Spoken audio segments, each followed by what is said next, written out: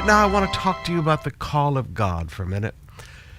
The call of God is not like hiring somebody. Sometimes when you sit down in an interview, the person being hired wants you to sell the job to them and tell them how wonderful it is. And I listen to some of the young people today talk about the call centers and, well, we have pool tables and we have ping pong tables and we get a 30-minute nap, and they work so hard to sell it. But Jesus never sold the call.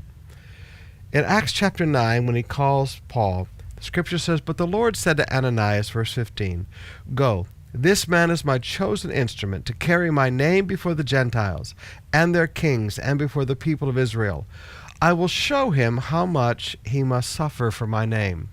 Jesus said, I'm going to do this.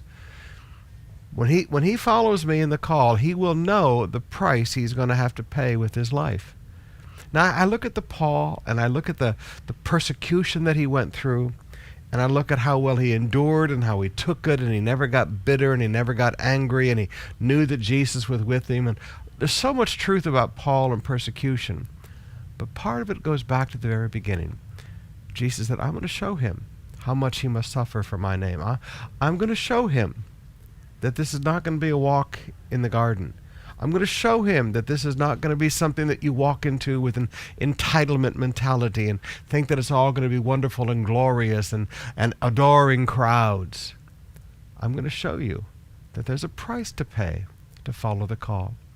Now, I want to challenge a lot of the young men and the young women today, because people are trying to make the ministry a glamorous lifestyle, being cool, dressing in designer clothes. I look at all of this today, and I'm sorry, it's just wrong. Young people, men may try to sell you about the ministry, but what they're talking to you about is a religious position. When Jesus calls you to the ministry, not to the profession. When Jesus calls you to the ministry, he's not going to sugarcoat it. He's not going to tell you how wonderful it's going to be. He's going to talk to you about the price that you're going to have to be willing to pay. And if you're not willing to pay it, that's fine. Turn and go away. There's a world out there that needs Christ.